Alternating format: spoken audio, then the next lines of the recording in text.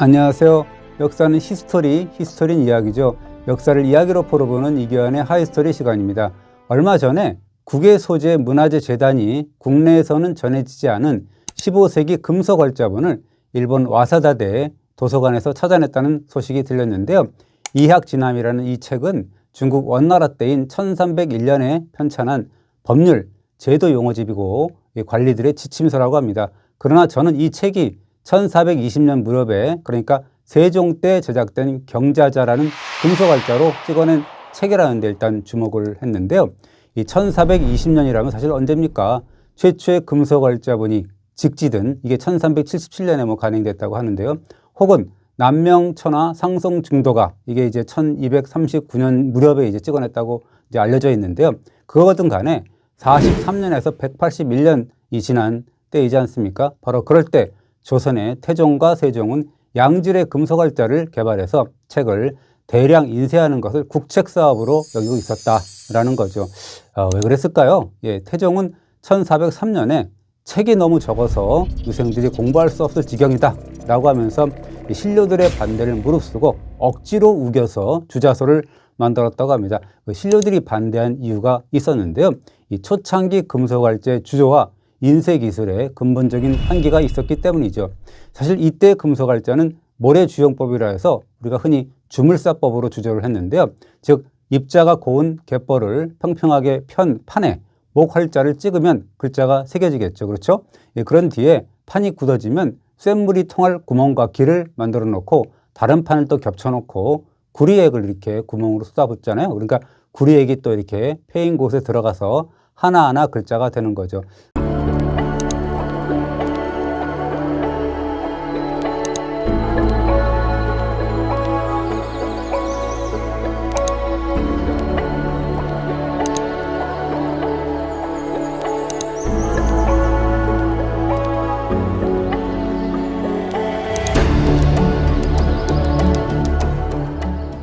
그러나 당시만 해도 주조 기술이 부족했습니다. 그래서 초기의 금속활자를 보면 주조 때 생긴 쇳물 찌꺼기 같은 그런 흠결이 보이게 됩니다.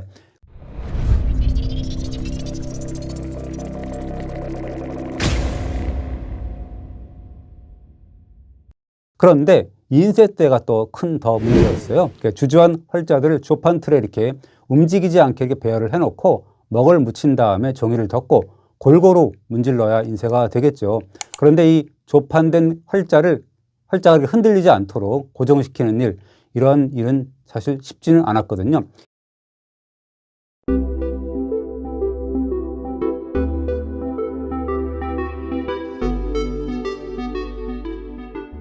이 세종실록을 보면은요, 인쇄 때의 괴로움, 이것이 이제 절절히 이렇게 구구절절히 배어나옵니다. 뭐라 그러냐면, 인쇄 때 먼저 밀랍이라 해서 이 벌집에 붙은 벌의 분비물이지 않습니까? 그 밀랍을 조판 틀 밑에 이렇게 펴고 그 위에 금속활자를 차례로 이렇게 맞춰 꽂는데요.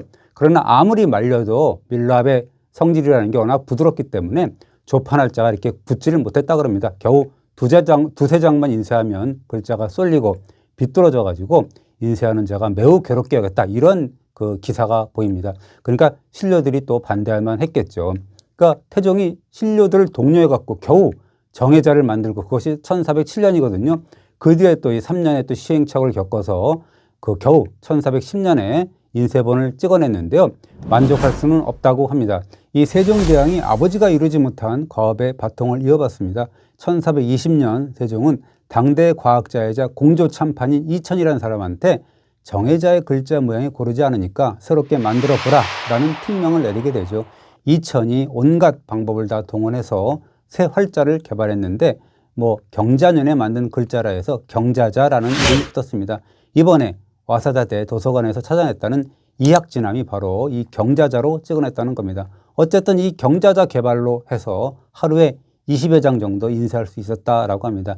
세종은 경자자를 개발한 주자소 관리들에게 수고했다라고 하면서 술 120정과 고기를 하사했다고 합니다. 그래도 2% 이상 부족했어요. 여전히 인쇄 때 글자가 이리저리 쏠리고 삐뚤어지는 그런 폐단이 있었기 때문이죠. 그래서 14년이 지난 1434년에 세종이 당시에는 이제 59살이 된, 그래서 환갑을 바라보게 된 이천을 다시 호출하게 됩니다. 이천은 진저리를 치게 되는 거죠. 너무 어렵습니다. 저는 늙어서 이제 못합니다. 라고 했는데 세종이 누굽니까? 당신이 아니면 아니다. 없다. 그럴 사람이 없다라고 해서 세종의 본인의 표현대로 강요를 했다고 합니다. 이 세종의 특명을 받은 이천은 기어코 활자와 인쇄기술의 단점을 보완하게 되는 건데요. 신기하지 않습니까? 어떻게 부드러운 밀랍의 단점에도 불구하고 조판한 글자를 흔들리지 않게 만들었을까요? 성현의 용제총화에 해답이 나와 있는데요. 이렇게 나와 있습니다. 처음에는 글자를 조판하는 법을 몰라서 밀랍을 녹여서 글자와 글자 사이를 붙였지만 단단하게 굳지 않았다. 그래서 대나무로 빈 곳을 메우는 재주를 써서 밀랍을 녹이는 비용을 없앴다라고 이렇게 설명을 했거든요. 즉 활자와 활자 사이의 빈 공간에 대나무를 메워서 조판한 활자들을 이제 고정시킨 겁니다. 이 갑인년인 1434년에 이제 개발을 했기 때문에 갑인자라는 이름이 붙었다고 하는데요. 이 갑인자는 14년 전의 경자자에 비해서 조금 크고 글자체가 매우 좋았다고 합니다. 이 경자자의 자체가 가늘고 빽빽해서 보기 어렵다라는 여론이 있었거든요. 그것을 개선한 거죠. 이 갑인자로 하루에 40여 장 정도 인쇄하는 데 성공을 했거든요. 대나무 끼워 넣기로 조판도 즉 활판을 고정시킨 덕분이죠.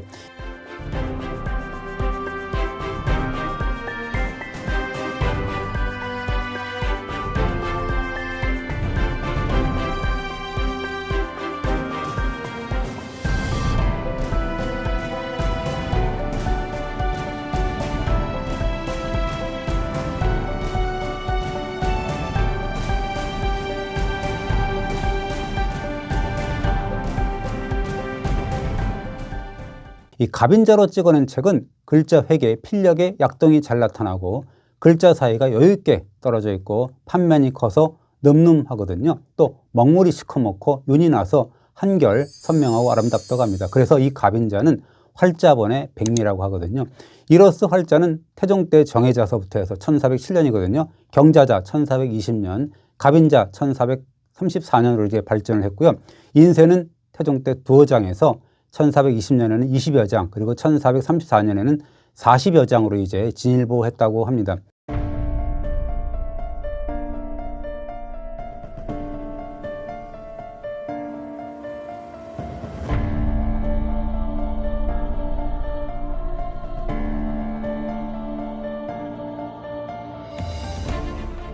세종은 모처럼 만족할 만한 활자인 갑인자를 20여만 자 주조해서 평소 찍고 싶었던 책을 발행해서 보급을 하게 되거든요. 그래서 조선과 중국의 효자, 충신, 연료 각 110명을 선정해서 사파를 그리고 그림 설명과 시까지 붙인 삼강 행실도를 제작 배포합니다. 무진문매 때문에 상강 어른에 반하는 범죄는 없애야 되겠다. 그렇게 일어나는 범죄는 없애야 되겠다라는 일념 때문이었죠.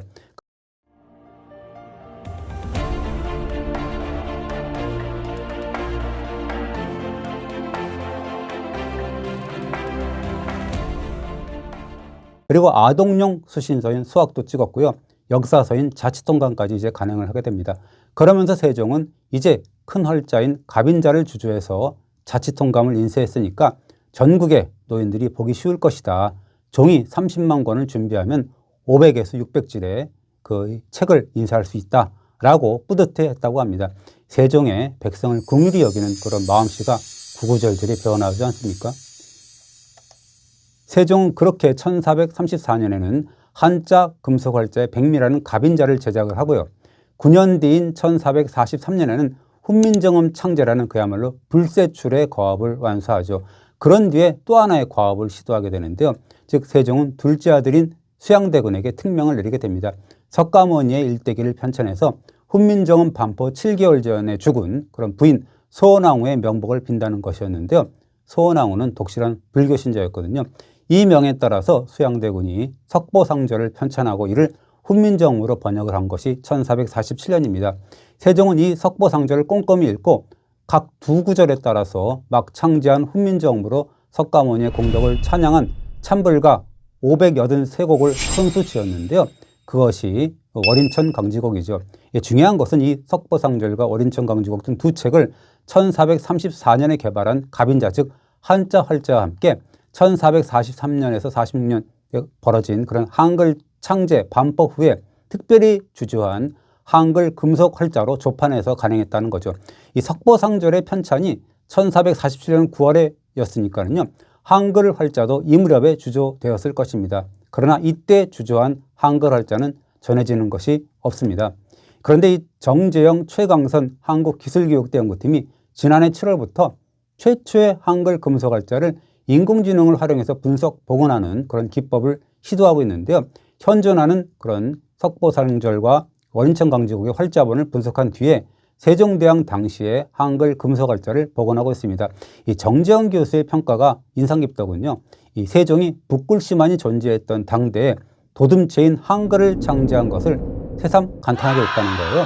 이 도둠체는 18에서 19세기 서양에서 유행한 획에 삐침이 없는 글씨체를 뜻하지 않습니까? 그보다 300년에서 400년 전 조선의 세종이 다양한 획과 굵기로 쓰는 한자 붓글씨 사회지 않습니까? 그 사회에서 점과 선만을 이용한 도둠체의 글자인 한글을 창제할 생각을 하게 된 거죠. 정 교수는 그것을 훈민정음 창제 원리와 연결을 짓는데요. 즉 세종은 한글의 초음, 즉 자음은 발성기관의 모양을 본떴고요. 가운데 소리인 모음은 하늘과 땅과 사람을 뜻하는 천지인을 바탕으로 만들었지 않습니까? 자연과 인간의 섭리를 가장 간단한 점과 선만으로 표현했는데 어떻게 흘림체라든가 이런 삐침을 허용할 수 있겠습니까? 그러니 지극히 단순하지만 심오한 뜻을 품고 있는 도둠체로 한글을 표현했다라는 거죠. 이 1434년이면요. 서양의 요하네스 구텐베르그가 인쇄술에 걸음마도 떼지 못했거나 막 내디뎠던 때거든요. 그리고 1447년에서 48년 사이에는 이 구텐베르크는 이제야 금속활자를 터득하고 고향인 독일 마인츠로 돌아왔던 그런 때였거든요. 그런데 이 무렵 세종은 이미 지혜로운 사람은 아침 나절이도 되기 전에 또 어리석은 사람이라도 열흘이면 배울 수 있는 쉬운 한글을 창제하고 이를 곧바로 금속활자로 찍어내느라 동분서주했다는 거 아닙니까? 어떻습니까? 놀랍지 않습니까? 예, 이번 주도 잘 보셨다면요. 구독 눌러주시고요. 좋아요도 부탁드리겠습니다. 감사합니다.